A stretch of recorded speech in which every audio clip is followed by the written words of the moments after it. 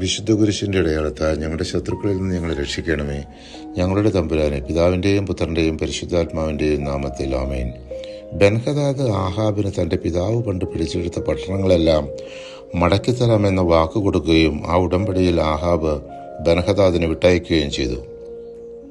ആഹാബിൻ്റെ കൊട്ടാരത്തിനോട് ചേർന്ന് നാബോത്തിനൊരു മുന്തിരിത്തോട്ടമുണ്ടായിരുന്നു. അത് വിൽക്കാൻ നാബാത്ത് വിസമ്മതിച്ചതുകൊണ്ട് ആഹാബിൻ്റെ ഭാര്യ ജെസബേൽ കള്ളസാക്ഷ്യം പറഞ്ഞ് നാബോത്തിനെ കൊല്ലിച്ചു. നാബോത്ത് മരിച്ച വിവരം അറിഞ്ഞ മാത്രയിൽ ആഹാബ് എഴുന്നേറ്റ് മുന്തിരിത്തോട്ടം കൈവശപ്പെടുത്താൻ ഇറങ്ങിയപ്പോൾ കർത്താവ് ഏലിയ പ്രവാചകനിലൂടെ ആഹാബിന് മുന്നറിയിപ്പ് നൽകി. നാബോത്തിനെ കൊല്ലിച്ച് കർത്താവിൻ്റെ സന്നിധിയിൽ തിന്മ പ്രവർത്തിച്ചതുകൊണ്ട് ആഹാബിനെയും ഭാര്യ ജെസബേലിനും വലിയ നാശം വരുത്തുമെന്നറിയിച്ചു. ഞാൻ നിന്നെ നിർമ്മാർജ്ജനം ചെയ്യും. ആഹാബിന് ഇസ്രായേലിലുള്ള എല്ലാ പുരുഷന്മാരെയും ഞാൻ നിഗ്രഹിക്കും. ജെസബേലിനെ യിസ്രായേലിൻ്റെ അതിർത്തിക്കുള്ളിൽ വെച്ച് നായ്ക്കൾ തില്ലും എന്നും പ്രവചിച്ചു. ആഹാബ് ഇത് കേട്ട് വസ്ത്രം കീറി ചാക്കുടുത്ത് ഉപവസിക്കുകയും ചാക്ക് വിരിച്ചുറങ്ങുകയും മനം തകർന്ന് തലതാഴ്ത്തി നടക്കുകയും ചെയ്തു. കർത്താവിന് അവൻ്റെ പശ്ചാത്താപത്തിൽ കരുണ തോന്നി.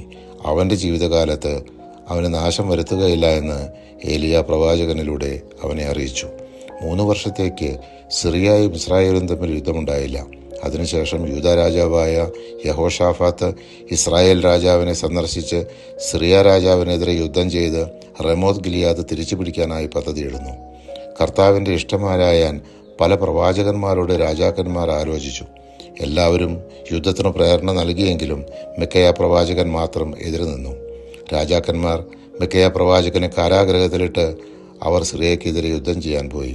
സിറിയക്കാരുടെ ലക്ഷ്യം ആഹാബ് രാജാവിനെ കൊല്ലുക എന്നതായിരുന്നു. അവർ അതിൽ വിജയിച്ചു. ആഹാബ് രാജാവ് മരിച്ചു. ആഹാബിൻ്റെ പുത്രൻ അഹസ്യ സമറിയയിൽ ഇസ്രായേലിൻ്റെ ഭരണം ഏറ്റെടുത്തു. അവൻ 2 വർഷം ഭരിച്ചു. അവനും ജെറോബോമാവിൻ്റെ മാർഗത്തിൽ ബാലിനെ സേവിച്ച് ആരാധിച്ച് തൻ്റെ പിതാവിനെ പോലെ ഇസ്രായേലിൻ്റെ ദൈവമായ കർത്താവിനെ എല്ലാവിധത്തിലും പ്രകോപിപ്പിച്ചു. 1 രാജാക്കന്മാർ ഇവിടെ സമാപിക്കുന്നു. പരിശുദ്ധാത്മാവെ, തിരുവചനത്തിൻ്റെ അനന്തശക്തിയാൽ ആത്മാവിൻ്റെ വരങ്ങളും ദാനങ്ങളും നൽകി തീക്ഷ്ണതയാൽ ഞങ്ങളെ ജ്വലിപ്പിക്കണമേ. ആമീൻ.